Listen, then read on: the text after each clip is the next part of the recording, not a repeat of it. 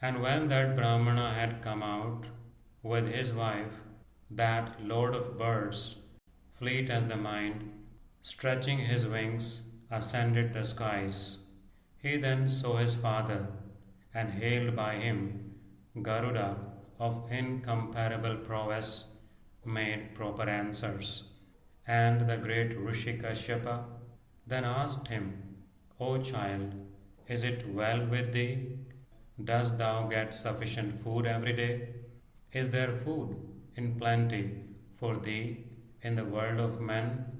Garuda replied, My mother is ever well, and so is my brother, and so am I. But, father, I do not always obtain plenty of food, for which my peace is incomplete.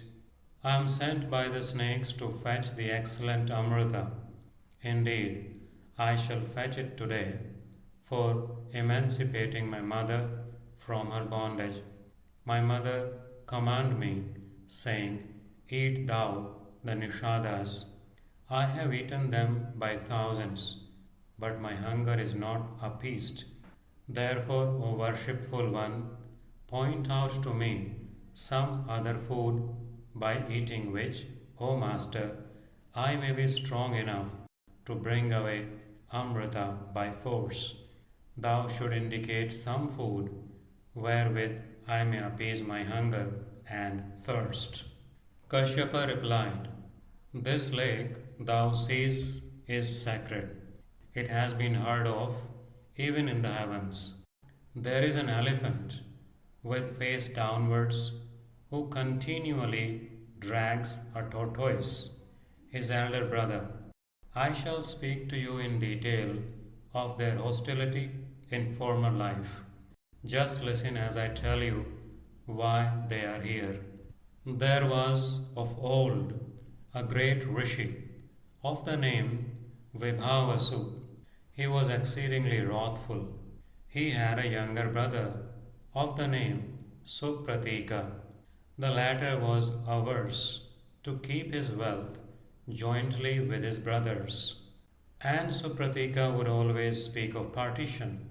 After some time, his brother Vibhavasu told Supratika, It is from great foolishness that persons blinded by love of wealth always desire to make a partition of their patrimony. After effecting a partition, they fight with each other, deluded by wealth. Then again, enemies in the guise of friends cause estrangements between ignorant and selfish men after they become separated in wealth, and pointing out faults, confirm their quarrels, so that the latter soon fall one by one. Absolute ruin very soon overtakes the separated. For these reasons, the wise never speak approvingly of partition among brothers who, when divided, do not regard the most authoritative Shastras and live always in fear of each other. But as thou, Supratika, without regarding my advice, impelled by desire of separation, always wishes to make an arrangement about your property, thou shalt become an elephant. Supratika thus cursed, then spoke unto Vibhavasu, Thou also shalt become a tortoise, moving in the midst of the waters. And thus, on account of wealth, those two fools, Supratika and Vibhavasu, from each other's curse, have become an elephant and a tortoise, respectively. Owing to their wrath, they have both become inferior animals, and they are engaged in hostilities with each other, proud of their excessive strength and the weight of their bodies. And in this lake, those two beings of huge bodies are engaged in acts according to their former hostility. Look here, one amongst them, the handsome elephant of huge body, is even now approaching.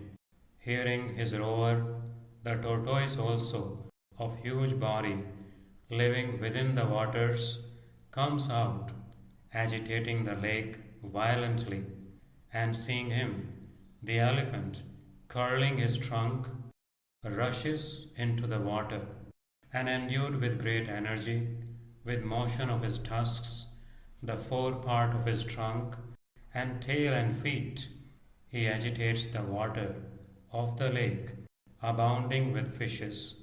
And the tortoise also, of great strength, with upraised head, comes forward for an encounter, and the elephant is 6 yojanas in height, and twice that measure in circumference, and the height of the tortoise also is 3 yojanas, and his circumference 10.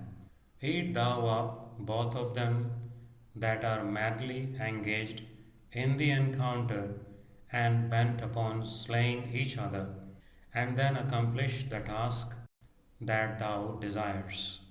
Eating that fierce elephant, which looks like a huge mountain and resembles a mass of dark clouds, bring thou Amrita. Sati continued, having said so unto Garuda, he, Kashyapa, blessed him, saying, Blessed be thou when thou art in combat with the Devas. Let water pitches filled to the brim, Brahmanas, kine, and other auspicious objects bless thee, thou oviparous one, and O thou of great strength. When thou art engaged with the Devas in combat, let the Rigveda, Yajurveda, and Samaveda, the sacred Havisha, all the mysteries Upanishadas constitute thy strength.